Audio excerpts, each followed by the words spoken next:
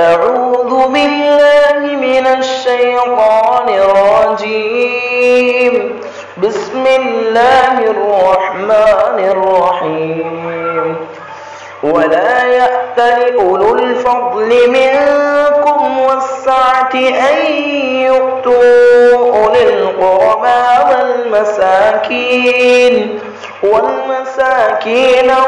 वल्मुहाजिरीन फ़ी सबीलिल्लाह वलियअफ़ू वलियस्फ़हू अला तुहिब्बून अन यग़फ़िरल्लाहु लकुम वल्लाहु गफ़ूरुर रहीम। और तुम में से अहले खैर और खुशहाल लोगों को कसम न खा लेनी चाहिए कि वो रिश्तेदारों, ज़रूरतमंदों और अल्लाह के रास्ते में हिजरत करने वालों को माली मदद नहीं देंगे और माफ़ी और दरगुज़र से काम लेना चाहिए। क्या तुम नहीं चाहते कि अल्लाह तुमको माफ़ कर दें? अल्लाह बहुत माफ़ करने वाले हैं और निहायत मेहरबान हैं। सूरह अन-नूर में ये मज़मून आया है कि अल्लाह ताला ही आसमान और ज़मीन के नूर हैं, यानी आसमान और ज़मीन में जो रोशनी फैली हुई है वो अल्लाह ही की अता की हुई है। इसी मुनासिबत से इस सूरत का नाम सूरतुन नूर है। इस सूरत में माशरती ज़िंदगी की बड़ी अहम तालीमात और तफसीलात आई हैं। आम रहन सहन, घरेलू मामलात, समाजी मामलात, माशरत के बारे में बहुत अहम तालीमात आई हैं। इसीलिए इमाम मुजाहिद रहमतुल्लाह अलैह से मनक़ूल है कि रसूलुल्लाह सल्लल्लाहु अलैहि वसल्लम ने इरशाद फरमाया, अपने मर्दों को सूरह माइदा और ख़वातीन को सूरह नूर की तालीम दिया करो। औरतों को सूरह नूर की तालीम। सैयदना हज़रत उमर रज़ी अल्लाह ताला अन्हु अपने बाज़ रुफ़क़ा को ख़त लिखा कि वो सूरह निसा, सूरह अहज़ाब और सूरह नूर को अच्छी तरह पढ़ें। ये 3 सूरतें, सूरह निसा, सूरह अहज़ाब और सूरह नूर को अच्छी तरह पढ़ें। ये घरेलू मामलात, समाजी मामलात, रिश्ता नाता, इन सब चीज़ों के बारे में इन सूरतों में हिदायतें हैं। वजह ज़ाहिर है कि इन तीनों सूरतों में माशरती ज़िंदगी से मुताल्लिक़ बहुत से अहम अहकामात ज़िक्र किए गए हैं। इसलिए सूरत की इब्तिदाई आयात में ख़ास तौर पर इस सूरत की अहमियत और फ़जीलत पर रोशनी डाली गई है। इस सूरत में ज़िना, तोहमत की शरई सज़ा, ज़िना की तोहमत लगाने की वजह से लिआन का हुक्म, यानी कोई किसी पर तोहमत लगाए और शरई दलील के साथ तोहमत साबित न कर सके इल्ज़ाम को, तो इल्ज़ाम लगाने वाले को सज़ा दी जाएगी। और अगर अपनी बीवी के बारे में कह दे, वो अब गवाही तो नहीं पेश कर सकता, तो उससे कसम ली जाएगी लानत की, उसको लिआन कहते हैं। घर में दाखिल होते वक्त इजाज़त लेने, निगाह को पस्त रखने, इज़्ज़त आबरू की हिफाजत करने, गैर महरम के सामने ज़ेब व ज़ीनत के इजहार से बचने, यानी चूड़ी, पायल, ज़रक़ लिबास, इन सब चीज़ों से बचने का हुक्म है औरतों को। उन मर्दों और औरतों के निकाह करने जिनके शौहर बीवी नहीं हैं, इनका बयान है। और इस तरह के दूसरे अहकाम ज़िक्र किए गए हैं जिनका ताल्लुक़ इज़्ज़त और आबरू की हिफाजत और माशरा को पाकीज़ा रखने और शर्म हया की हिफाजत करने से है। इसी तरह खादिमों और बच्चों के लिए भी 3 ऐसे औक़ात जिनमें कपड़ों का पूरा लिहाज नहीं रखा जाता, यानी लेटने और आराम करने का जो टाइम होता है, सहरी से पहले, फजर से पहले, दोपहर में और इशा के बाद, उन औक़ात में इजाज़त लेकर घर में दाखिल होने को ज़रूरी करार दिया गया है। बच्चे भी इन औक़ात में किसी के घर में दाखिल हों तो इजाज़त लेकर के दाखिल होंगे इन 3 औक़ात में, दोपहर में, फजर से पहले, इशा के बाद। और नौकर होंगे जो बार बार आते जाते हैं, वो भी इजाज़त लेकर दाखिल होंगे। बल्कि आम तौर पर हुक्म ये है कि कोई भी घर में दाखिल हो, भाई भी दाखिल हो रहा है तो भी, बेटा भी दाखिल हो तो भी इजाज़त लेकर के घरों में दाखिल हो। लेकिन इनके लिए ख़ास तौर पर ज़रूरी है जिन रिश्तेदारों और दोस्तों की तरफ से सरीह इजाज़त के बग़ैर खाने पीने की इजाज़त हो, उनके यहाँ खाने पीने की इजाज़त और माज़ूरों को जिहाद के हुक्म से मुस्तस्ना रखने का तज़किरा है। तोहमत के इल्ज़ाम, ज़िना और लिआन, इनके बातें हैं। तो ये सब चीज़ें क्यों आई? इसकी एक बड़ी वजह यह है कि हज़रत आयशा सिद्दीक़ा रज़ी अल्लाह ताला अन्हा पर तोहमत लगी, इल्ज़ाम लगा।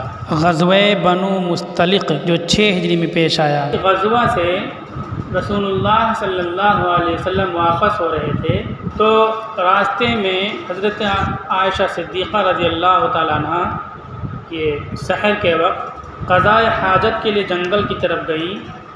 वहाँ हार था, इनका हार गिर गया। अब उसको ढूंढने में बहुत ताख़ीर हो गई और जिस ऊँट पर बैठती थी हौदज होता था, चारपाई के ऊपर चारों तरफ पर्दा लगा रहता था, तो खुद्दाम उसको उतार देते थे, उसमें से निकल के चली आती थी, फिर आके बैठती थी, फिर उसी को उठा करके ऊँट पर रख देते थे। तो चूँकि इनका जिस्म बहुत हल्का था, इसलिए जब काफ़िला रवानगी का वक्त आया तो उस चारपाई को उठा करके हौदज को ऊँट पे रख दिया। उनको पता नहीं चल पाया कि इसमें हज़रत आयशा सिद्दीक़ा हैं कि नहीं है, और काफ़िला निकल गया। पीछे से एक सहाबी हज़रत सफ़वान बिन मुअत्तल रज़ी अल्लाह ताला अन्हु आते थे कि कोई चीज़ गिरी पड़ी तो उसको उठा लाएँ। हज़रत आयशा ने सोचा कि अगर मैं काफ़िले को ढूंढने के लिए निकलूँगी तो मैं भी ढूंढती रहूँगी, अल्लाह के नबी भी ढूंढते रहेंगे, तो जब दोनों ढूंढेंगे तो कोई किसी को नहीं मिलेगा। मैं यहीं रहूँगी, जब नहीं मिलूँगी तो फिर वापस यहाँ किसी आदमी को भेजेंगे और मैं फिर मिल जाऊँगी। ये तरीक़ा है, दोनों को ढूंढेंगे तो दोनों गायब हो जाएंगे, कभी यहाँ कभी वहाँ घूमते चक्कर लगता रहेगा। उसमें मुहद्दिसीन ने ये हिकमत लिखी है कि जब कोई गायब हो जाए तो एक ही जगह रुक जाए और अपने के बारे में अब इत्तिला दे अपने मकाम पर कि मैं यहाँ हूँ। अब पीछे से हज़रत सफ़वान बिन मुअत्तल रज़ी अल्लाह ताला अन्हु, जिनको अल्लाह के नबी सल्लल्लाहु अलैहि वसल्लम ने मामूर किया था कि वो गिरी पड़ी चीज़ों को उठाते हुए लेकर के आएँ, वो चूँकि पर्दा का हुक्म नाजुल होने से पहले हज़रत आयशा रज़ी अल्लाह ताला अन्हा को देख चुके थे, वहाँ पहुँचकर वो हज़रत आयशा रज़ी अल्लाह ताला अन्हा को पहचान गए तो ज़ोर से इन्ना लिल्लाह पढ़ा तो उन्होंने सुना तो फ़ौरन उठ के बैठ गई। फिर वो आए, उन्होंने ऊँट को बैठा दिया और मुँह दूसरी तरफ करके खड़े हो गए और हज़रत आयशा को बोले कि तुम बैठ जाओ ऊँट पर। वो बैठ गईं और फिर वो नकेल पकड़े पकड़े आगे आए, आगे काफ़िला रुका हुआ था, वहाँ हज़रत आयशा रज़ी अल्लाह ताला अन्हा मिल गईं। अब ये तखल्लुफ़ हो गया उस काफ़िले से, तो मुनाफिकीन रात दिन इसके तलाश में रहते थे किस तरह से खाने नबूवत को बदनाम किया जाए और इस्लाम को बदनाम किया जाए, के घर को बदनाम किया जाए। मुनाफिकीन ने तोहमत लगाई और इल्ज़ाम लगाया हज़रत आयशा सिद्दीक़ा रज़ी अल्लाह ताला अन्हा पर। अब तूफ़ान मचा दिया इन लोगों ने। तो इस सिलसिले में हिदायतें हम और आप देखें, अरब कितने गयूर होते हैं। उनकी बीवी पर, बेटी पर या किसी पर कोई इल्ज़ाम लगे तो बहुत सेंसिटिव, बहुत गयूर होते हैं। अपनी बेटी, बहन, बीवी को फ़ौरन कत्ल कर देंगे। वो रसूलुल्लाह सल्लल्लाहु अलैहि वसल्लम कितने गयूर, बाहमियत और हस्सास और सेंसिटिव हैं, अंदाज़ा नहीं लगा सकते। अरबी हैं, कुरैशी हैं, हाशमी हैं, ख़ातमुन नबिय्यीन हैं, उनकी गैरत का क्या आलम होगा। लेकिन रसूलुल्लाह सल्लल्लाहु अलैहि वसल्लम इस इल्ज़ाम के नतीजे में अपनी बीवी पर गुस्सा नहीं हुए, डांटा भी नहीं, तहक़ीक़ करते रहे मामले की कि मामला क्या है, क्रॉस जांच करते रहे। तो जो घर में खिदमत करती थी उनसे भी पूछा और शहर में लोगों से पूछते रहे, सहाबा से पूछते रहे क्या ऐसा हो सकता है कि आयशा ने ऐसी गलती की हो। तकरीबन 1 महीना गुजर गया तो उसके बाद हज़रत आयशा तक ये बात पहुंची कि मुझ पर ऐसा इल्ज़ाम लगा, पूरे मदीना में ऐसा तूफ़ान बरपा है। तो हज़रत आयशा रज़ी अल्लाह ताला अन्हा रोने लगी। आम तौर पर होता ये कि जो आदमी गलत नहीं होता है उस पर कोई इल्ज़ाम लगता है तो उसको उस इल्ज़ाम की ख़बर नहीं हो पाती है और उसके बारे में बचाव की तदबीर वो नहीं कर पाता है अपने इल्ज़ाम को रोकने के लिए। और जो गलत होता है वो कान खड़ा किए रहता है कि मैंने ये गलती की है, कहीं ना कहीं बात चर्चा होगा मेरे बारे में, तो अब इसको रोकने के लिए हमको क्या करना चाहिए। चूँकि हज़रत आयशा रज़ी अल्लाह ताला अन्हा बिल्कुल बेगुनाह थी तो उनको इल्म भी नहीं हो पाया। इतने दिन बाद इल्म हुआ तो रोने लगी। तो अल्लाह के नबी सल्लल्लाहु अलैहि वसल्लम ने हज़रत आयशा से पूछा कि ये बताओ तुमसे ये गलती हुई है कि नहीं हुई है। अगर गलती हुई है तो अल्लाह ताला माफ़ करने वाला है, अगर गलती नहीं हुई है तो बताओ, उस लिहाज से हम इक़दाम करें। हम और आप कैसे क्या करते हैं। हमारे इधर एक जुमला बोला जाता है, दे गुदाहे बेगुनाहे। गुदाहा मतलब जैसे कपड़ा धुलते हैं या धोबी कपड़े को पीट पीट के धुलता है, उसको बोलते हैं गुदाहा। बेगुनाहे उठा करके उसी से बीवी को मारने लगते। बता ऐसा हुआ कि नहीं हुआ, क्या मामला है, मारने लगते। यहाँ तालीम है औरतों के बारे में हम लोगों के लिए और उम्मत मुसलमा के लिए, इंसानों के लिए, कि हमें अपनी बीवियों के बारे में क्या अखलाक हमारे होने चाहिए। इतना बड़ा इल्ज़ाम लग रहा है और इतने खुददार, गैरतमंद, हमीयतमंद, सेंसिटिव और हसास ज़ात है, इज़्ज़त वाली ज़ात है, लेकिन वो अपनी बीवी के ऊपर गुस्सा नहीं हो रहे हैं, बल्कि उसूली और लॉजिकल तरीक़े पर असल मामले को मालूम कर रहे हैं। हज़रत आयशा कहती हैं कि जिस पर इल्ज़ाम लगता है वो यही कहता है कि मैंने ऐसा नहीं किया। तो मैं ये नहीं कहती हूँ कि मैंने इस गलती को नहीं किया है, और मैंने किया नहीं तो मैं ऐसा क्यों कहूँ कि मैंने ऐसा किया है। मैं अल्लाह पर इसको डालती हूँ, अल्लाह ताला फ़ैसला करेगा कि मैं बेगुनाह हूँ या मैं गुनहगार हूँ। और फिर रोती रही। फिर अल्लाह के नबी सल्लल्लाहु अलैहि वसल्लम ने उनको उनके माँ के यहाँ भेज दिया। ये तरीक़ा झगड़ा हो जाए मियाँ बीवी में, कुछ दिन के लिए अपनी बीवी को मैके भेज देना चाहिए, रिश्ता नाता क्या भेज देना चाहिए, ताकि थोड़ा ठंडे दिमाग से सोचने का मौका मिल जाए। हमारे घरों में जब झगड़ा हो जाता है बीवियों से, तो कुछ हमारी तरफ ज़्यादती हो जाए, उधर से ज़्यादती हो जाए, तो सर पे सवार रहेंगे कि कहीं जा कर के हमारी शिकायतें करने लगे और झगड़ा बढ़ ना जाए। क्यों? हमने जहेज़ लिया है बीवी से, उसके बाप के हराम खाया है बराती जा कर के टाकू बन करके, तो वो डर लगा रहता है। सुन्नत ये है कि जब घर में इख्तिलाफ हो जाए, मियाँ बीवी के दरमियान खटास पैदा हो जाए, तो कुछ अलग कर दे ताकि ठंडे दिमाग से सोच लें, ताकि दिलों में जोड़ का रास्ता पैदा हो जाए। झगड़ा हो रहा है, उस पर टर टर लगाए रहोगे, बोले जाओगे तो खटास बढ़ती चली जाती है और रंजिश बढ़ती चली जाती है, इख्तिलाफ बढ़ता चला जाता है। हज़रत आयशा रज़ियल्लाहु अन्हा चली गई।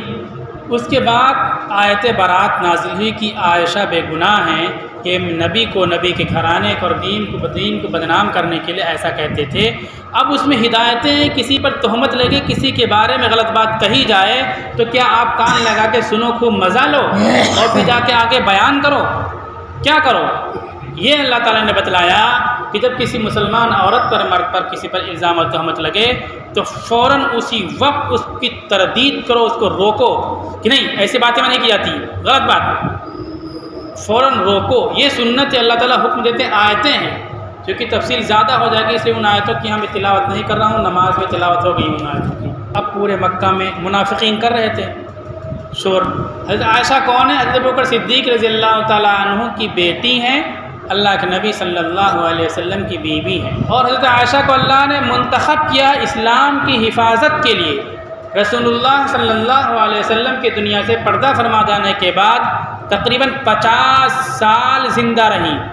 मुहद्दिसीन ये कहते हैं, मुफस्सिरीन ये कहते हैं कि अल्लाह ने आयशा को मुंतखब किया, दिमागी भी बहुत थी, जहन भी बहुत था, याददाश्त भी बहुत थी, मुंतखब किया कि अल्लाह के नबी सल्लल्लाहु अलैहि वसल्लम की दुनिया से पर्दा फरमा जाने के बाद जो इस्लाम की प्योरिटी है, इस्लाम की खालिस इस्लाम है, उसको लोगों के सामने पेश करती रहें। जब आपके पर्दा फरमा जाने के बाद इस्लाम फैलेगा, कौमें फैलेंगी, बहुत सी कौमें आएंगी जाएंगी, मेल मिलाप होगा, तो कुछ रद्द बदल तरमीम तब्दीली ना होने लगे, तो आयशा खड़ी रहेंगी कि अल्लाह के नबी ने ऐसा नहीं ऐसा कहा था, अल्लाह के नबी का ये तरीक़ा था, आपकी ये तालीम थी, लोगों को बताती रहें, और जो गलत चीज़ें या इस्लाम के ख़िलाफ़ चीज़ें इस्लाम के नाम पर इस्लाम में दाखिल की जाएँ, उसको रोकें, काउंटर रद्द करती रहें, उसको निकालती रहें। ये मुंतखब थी हज़रत आयशा रज़ियल्लाहु ताला अन्हा, इनकी फ़जीलत है। अब इल्ज़ाम जो मुनाफिकीन लगा रहे थे, जो हमने यहाँ आज के आयत मुंतखब की है, आयत 22, हमारी ज़िंदगी से बहुत ज़्यादा इसका ताल्लुक़ है, इसलिए मैंने इसको मुंतखब की। इल्ज़ाम लगा, हमारी बेटी पर इल्ज़ाम लगे, कोई झूठा इल्ज़ाम लगा, हमारे दिल में क्या महसूस हम करेंगे? हमारी बहन पर इल्ज़ाम लगे, हम क्या महसूस करेंगे? हमारे पीर, हमारे उस्ताद की बीवी पर, उसके घर पर कोई इल्ज़ाम लगा, हम क्या महसूस करेंगे? हज़रत अबू बकर सिद्दीक़ की बेटी थी, हज़रत अबू बकर सिद्दीक़ रज़ियल्लाहु ताला अन्हु बहुत से गरीबों की मदद करते थे। उसमें एक थे मिस्तह इब्न असासा, ये हज़रत अबू बकर के मामूज़ाद बहन के लड़के थे। मामू एक है, माँ का भाई, मामू की बेटी, उसके लड़के, बीच में 3 3 कड़ी आ गई, चौथी कड़ी पर रिश्तेदार बनते हैं हज़रत अबू बकर सिद्दीक़ के।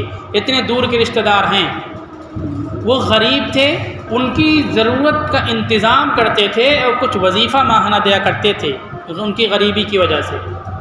इसमें क्या पता चला कि हम अपने दूर के रिश्तेदारों के भी खबरगिरी किया करें, उनकी ज़रूरियात को पूरी किया करें। ये उनकी ज़रूरत पूरी करते थे। मामूद ज़ाद बहन के लड़के थे हज़रत मिस्ताह इब्न असासा। जब मुनाफिकीन इल्ज़ाम लगा रहे थे, इन बातों को फैला रहे थे, तो उन्हीं के मुनाफिकीन के साथ ये भी हज़रत आयशा रज़ियल्लाहु ताला अन्हा के सिलसिले में नामुनासिब बातें लोगों में कह रहे थे। कितनी बड़ी बात होगी सोचें। ये अगर हज़रत अबू बकर सिद्दीक़ का साथ नहीं दे सकते थे, हज़रत आयशा का साथ नहीं दे सकते थे, तो कम से कम चुप रहते। होना तो ये चाहिए कि लड़ाई कर लेते। क्या आयशा को क्यों कहा तुमने ऐसा, अल्लाह के नबी की बीवी को ऐसा क्यों कहा, अबू बकर की बेटी को तुमने क्यों कहा, लड़ाई कर लेते। लेकिन लड़ाई नहीं तो कम से कम चुप रहते। चुप रहने के बजाय उन लोगों के साथ इस इल्ज़ाम को फैलाने में शऊरी गैर शऊरी तौर पर ये मददगार बन गए। अब सोचे कि क्या महसूस करेंगे, तकलीफ़ महसूस करेंगे कि नहीं करेंगे। एक बशरी तकाज़ा के तहत हज़रत अबू बकर सिद्दीक़ रज़ियल्लाहु ताला अन्हु को इससे बहुत तकलीफ़ हुई कि मैं जिसको माहाना ख़र्चा देता हूँ, जिसका वजीफ़ा देता हूँ, जिसकी ज़रूरियात पूरी करता हूँ, जिसका ख्याल करता हूँ, बीच में 3 कड़ियाँ हैं, चौथे कड़ी पर हमारे रिश्तेदार बनते थे, दूर के रिश्तेदार हैं, फिर भी मैं इनका ख्याल करता हूँ, इनको पैसा भी देता हूँ। इनका उन्होंने रिश्ता का ख्याल ना किया होता तो कम से कम ये ख्याल किया होता कि हमारी मदद करते हैं माली। इनको तो बात नहीं पहुँचानी चाहिए, नहीं फैलानी चाहिए मेरी बेटी के बारे में कि मुझे कितनी तकलीफ़ होगी। जब आयत बरात नाजिल हुई और पता चला कि मिस्ताह भी इसको फैलाने में शरीक थे किसी न किसी तौर पर, तो हज़रत अबू बकर सिद्दीक़ रज़ियल्लाहु ताला अन्हु को सख्त गुस्सा आया। उन्होंने कसम खा ली कि आइंदा मिस्ताह की मदद नहीं करेंगे।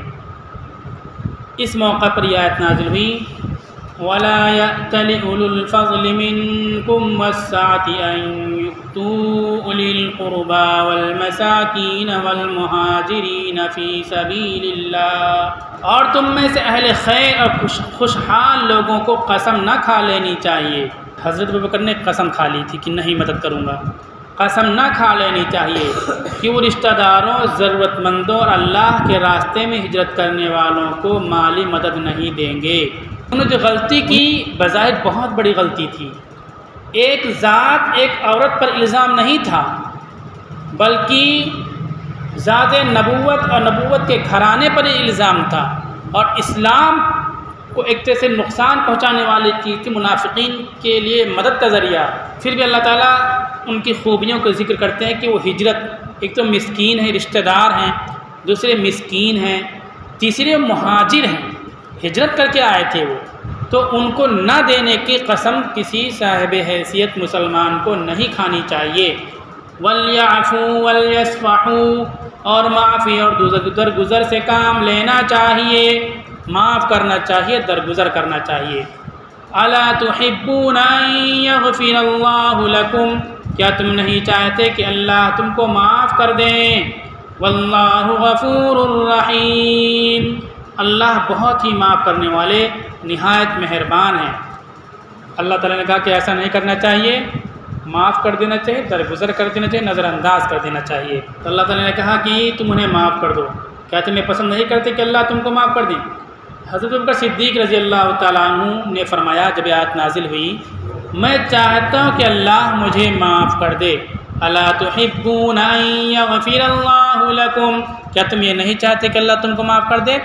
इसके जवाब में हज़रत अबू बकर सिद्दीक़ रज़ियल्लाहु ताला अन्हु ने कहा, मैं चाहता हूँ कि अल्लाह मुझे माफ़ फरमा दे। और हज़रत मिस्ताह की दोबारा मदद करने लगे। इतना बड़ा मामला हुआ, लेकिन अल्लाह के यहाँ माफ़ी के लिए, मग़फ़िरत के लिए, अल्लाह की रज़ा खुशनुदी के लिए दोबारा मदद करने लगे और फरमाया मैं कभी इस मदद को नहीं रोकूँगा। ये बुखारी शरीफ की हदीस, हदीस नंबर 447। बाज़ रवायतों में आता है कि डबल मदद करने लगे उनकी। इससे मालूम है कि किसी मुसलमान से सख्त गुनाह भी हो जाए तो उसकी पिछली नेकियां ख़त्म नहीं होती हैं, क्योंकि हज़रत मिस्ताह की हिजरत जैसी नेकी का जिक्र इस आयत में मौजूद है। कोई आदमी गलती कर ले तो उसके पहले जो नेकियां थीं वो नेकियां ख़त्म नहीं हो जाती हैं। हज़रत मिस्ताह की हिजरत का जिक्र है कि हिजरत करके आए थे जो मुहाजिरीन थे, उनका बहुत मकाम व मर्तबा है। ये भी मालूम हो कि एक मुसलमान की शान में दूसरे मुसलमान भाई से कितनी भी बड़ी से बड़ी गलती हो जाए, कितनी भी बड़ी से बड़ी गलती हो जाए, आफ़ू दरगुज़र का रास्ता अख्तियार करने की कोशिश करनी चाहिए, माफ़ करना चाहिए, नज़रअंदाज करना चाहिए, दिल में उसको पालना नहीं चाहिए, आँट नहीं रखना चाहिए। इस बात की तरफ भी इशारा फरमाया गया कि इंसान अल्लाह के बंदे के साथ जो सलूक रवा रखता है, एक आदमी ने आपके साथ ज़्यादती की, आप उसका बदला ले रहे हो, या एक आदमी ने आपके साथ ज़्यादती की, आप उसकी ज़्यादती को माफ़ कर देते हो। जैसा आप बंदे के साथ मामला करोगे अल्लाह ताला आपके साथ वैसा ही मामला करेगा, क्योंकि अल्लाह की रहमत इंसान के जज्बे रहम से कहीं बढ़कर है। हज़रत अबू बकर रज़ी अल्लाह तआला अन्हु के अमल में इस बात का भी इशारा है कि अगर किसी अच्छे काम के ना करने की कसम खा ली जाए तो कसम को जारी रखना मतलूब नहीं। उन्होंने कसम खा लिया, अब कसम खा लिया लेकिन वो काम अच्छा था, ना करने की कसम खाई, वो काम अच्छा था, करना चाहिए, तो उस कसम को तोड़ देना चाहिए और उस नेकी को अंजाम देना चाहिए। अच्छे काम से रुकने की पहली बात कसम नहीं खानी चाहिए, अगर कसम खा लें तो उस कसम को तोड़ देना ज़रूरी है। अलबत्ता इस सूरत में इस पर कफ़ारा वाजिब होगा। उलमा ने लिखा है कि अल्लाह ताला ने इस आयत में ऐसे गुनहगारों के साथ लुत्फ़ करम का मामला फरमाया, दूसरे मुसलमानों को भी उनके हक़ में आफ़ दरगुज़र का हुक्म दिया गया है कि दूसरे मुसलमान हमारे साथ ज़्यादती करें तो उनको माफ़ करते रहें, जो नबी की बीवी पर तहमत लगाने में शामिल हो गए थे। इसलिए आज गुनहगार और ऐसिया शिआर लोगों के लिए उम्मीद की रोशनी है कि वो भी इस रहीम व करीम की बारगाह में लुत्फ़ करम से महरूम नहीं रहेंगे। इंसान से कितना भी बड़ा गुनाह हो जाए तो उस गुनाह से माफ़ी की उम्मीद बराबर रखनी चाहिए, अल्लाह से माफ़ी मांगना चाहिए। अल्लाह ताला बड़े से बड़े गुनाहों को माफ़ कर देंगे। कभी नाउम्मीद और मायूस नहीं होना चाहिए। कोई कातिल, खूनी और दुनिया भर बुराइयाँ करने वाला आपके पास आए और आपसे पूछे माफ़ी का क्या रास्ता है, तो आप ये नहीं कहोगे कि तुम तो बहुत बड़े मुजरिम अपराधी हो, तुम्हारी माफ़िरत नहीं हो गया। ऐसा कभी नहीं करना चाहिए। वो जब भी उठ जाए माफ़ी मांग ले, तब सवेरा अल्लाह ताला उसको माफ़ कर देंगे। इतनी बड़ी गलती की लेकिन अल्लाह ने माफ़ भी किया। और अबू बकर सिद्दीक़ रज़ी अल्लाह तआला अन्हु को हुक्म दे रहे हैं कि उनकी जो मदद करते थे मदद करते रहो। बस इस आयत में यही है कि रिश्तेदारों की तरफ से कैसी भी ज़्यादती हो जाए तो उस ज़्यादती की बुनियाद पर रिश्ते नहीं ख़त्म करने चाहिए, नहीं तोड़ने चाहिए, उनकी मदद करते रहना चाहिए। अगर हम अल्लाह के लिए मदद करते हैं तो मदद करते रहना चाहिए। अगर हमें चाहते हैं कि हमारे यहाँ आकर के रोज़ झाड़ू लगाता रहे, हमारा झंडा तोड़ता रहे और हमारी वाहवाही करता रहे, तो फिर मदद रोक लीजिए। एक मुसलमान जब किसी गरीब की मदद करता है, रिश्तेदार की मदद करता है, तो उसके सामने अल्लाह की रज़ा होती है। इसलिए अगर हम मदद कर रहे हैं और हमारे ख़िलाफ़ वो कर रहा है तो भी हमें अपनी मदद उसके साथ जारी रखनी चाहिए ताकि अल्लाह के अज्र मिलता रहे।